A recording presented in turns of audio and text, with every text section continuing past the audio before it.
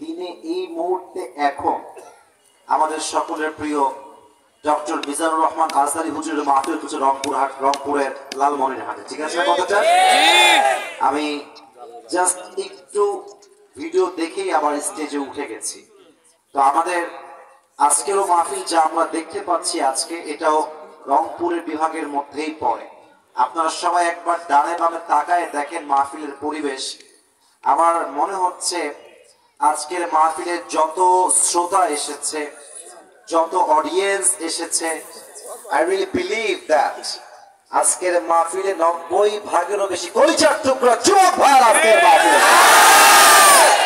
লালমনিরহাটে আজকে আজহারী হুজুরের মাহফিল এবং আমাদের আজকের এই মাহফিল, এখানে যুবকদের যে জনস্রোত, এটাই প্রমাণ করছে আগামীর বাংলাদেশ হবে ইসলামের বাংলাদেশ। আর যারা গততে ইসলামকে রুখে দেওয়ার চেষ্টা করেছে, তারা যেমন নির্বংশ হয়ে গিয়েছে, আগামীতে যারা ইসলাম বিদ্বেষের শক্তি হয়ে কাজ করবে, ইসলাম বিরোধী শক্তি হয়ে কাজ করবে, ইসলামকে নিয়ে বিদ্বেষ পোষণ করবে, তারাও দিল্লি ভাগতে বাধ্য হবে। আমি খুব নম্র ভাষায়, ভদ্র ভাষায় কয়েকটা কথা বলতে চাই। আজকে দিনের বেলায় আজহারী হুজুরের মাহফিল লালমনিরহাটের কয়েকটা মাঠ মিলে বিশাল মাহফিল।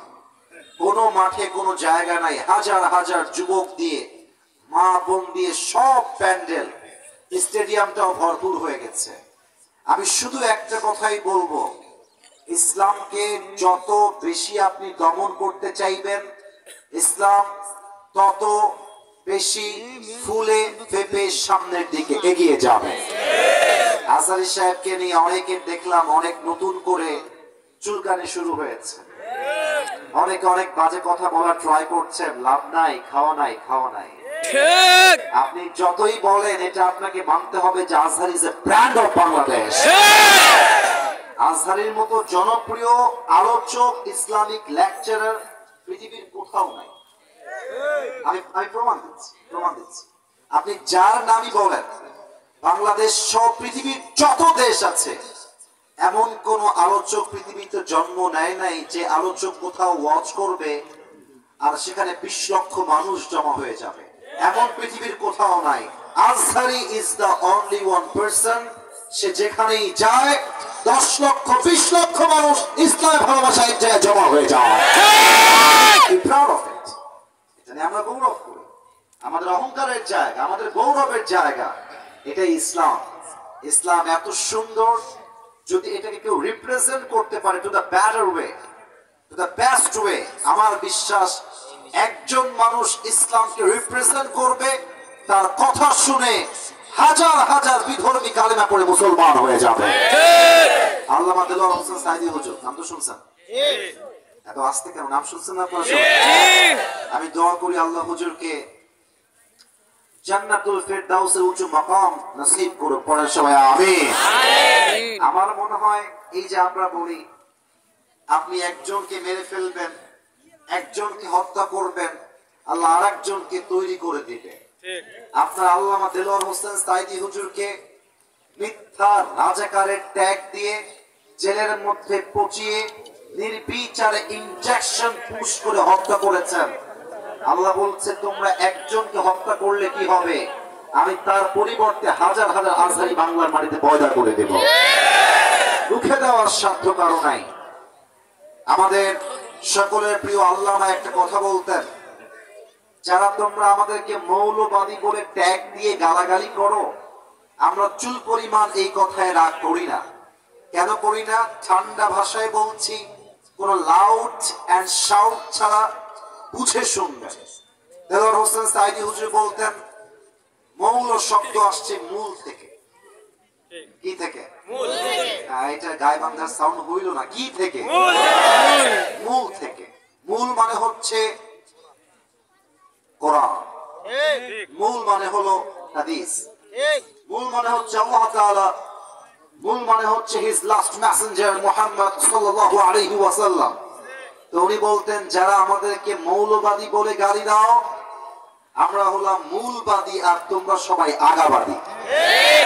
আমার গায়বান্ধার যুবকেরা, মুরব্বী আব্বা জানেরা, সিংহের মতো গর্জন দিয়ে আমাকে আনসার করবেন জোরে। গাছের আগায় শক্তি বেশি হয় না গোড়ায় শক্তি বেশি হয়? উনি বলতেন তোমরা থাকো গাছের আগায়, চুপচাপ ছাপটি মেরে বসে থাকো, মারামারি বেশি কইরো না, জুলুমবাজির রাজনীতি কইরো না, আলেমদেরকে ধরে জেলখানায় বন্দী করো না। যদি এরকম জুলুম করতেই থাকো, একটা সময় আসবে এই দেশের 16 কোটি মানুষ গাছের গোড়ায় ধরে একটা ঝাঁকুনি দিবে, ঝাঁকুনির ঠেলায় তোমরা মামুর বাড়ি দিল্লি গিয়ে পড়বা।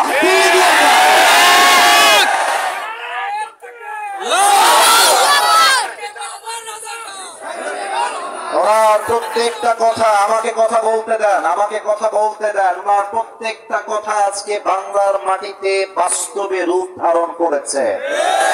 উনি বলতেন যারা জুলুম করছো, আলেমদেরকে ধরে জেলখানায় দিচ্ছ, গুম করছো, নির্বিচারে হত্যা চালাচ্ছ, সময় আসবে এমন ইন্দুরে কতল বানানোর জন্য তোমরা কোথাও।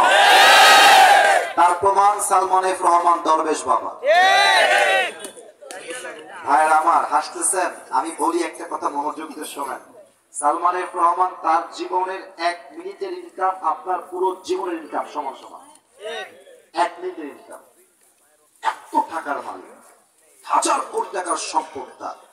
যখন তাকে জেলখানায় তোলা হলো আদালতে, তার পক্ষে একটা আইনজীবী লড়বে, হারিকেন দিয়েও খুঁজে পাওয়া যাচ্ছে না। এত টাকার মালিক, তবুও কোনো আইনজীবী পাওয়া যাচ্ছে না। এটাই প্রমাণ জালিমের পতন যখন আরশে আজিম থেকে নিশ্চিত হয়ে যায়, জালিম তখন ইন্দুরে গর্ত পায় না, পালাবার জন্য গায়ে বান্দার হয়। অতএব আগামীতে দেশে নির্বাচন হবে। আমি আসিফ হুজুর খুবই ছোট মানুষ, খুবই নগণ্য, খুবই অযোগ্য, বিশ্বাস করি আমার আহামরি কোনো ইলম আমল কিছুই নাই।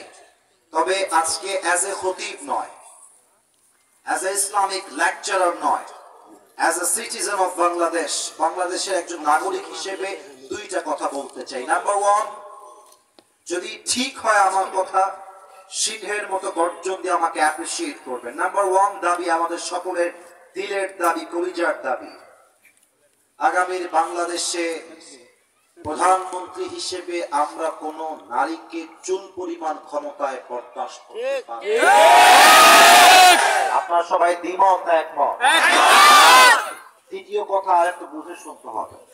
শুধুই যে আমরা নারী চাই না পুরুষ চাই, It's exactly not like that. ব্যাপারটা আসলে পরিপূর্ণ এরকম নয়, বুঝতে হবে আপনাকে।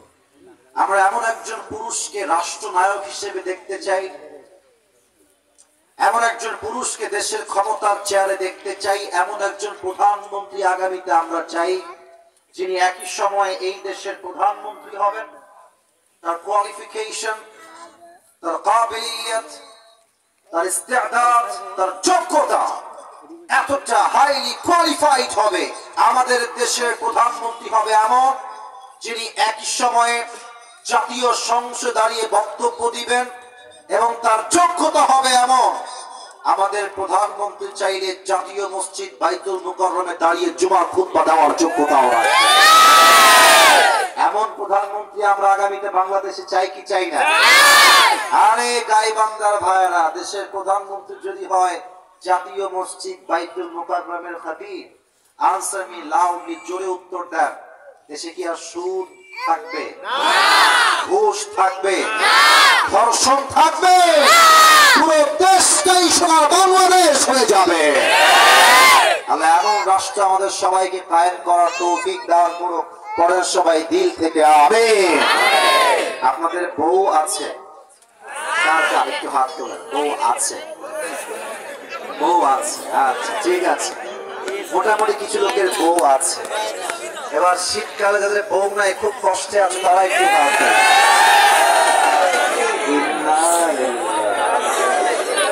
ইন্না লিল্লাহি ওয়া ইন্না ইলাইহি রাজিউন।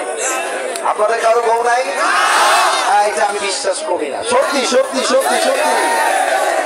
আরে যুবক ভাইরা, হাত নামাও। তোমাদের কষ্ট কেউ না বুঝলে আসিফ হুজুর একটু হলেও তোমাদের কষ্ট বোঝে বোঝে বোঝে।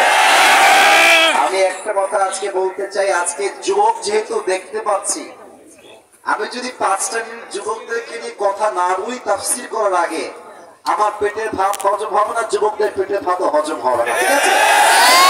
আমি একটা কথা শুধু ডিক্লেয়ার দিতে চাই, আসলে বউ ছাড়া জীবনটা কোনো জীবন না।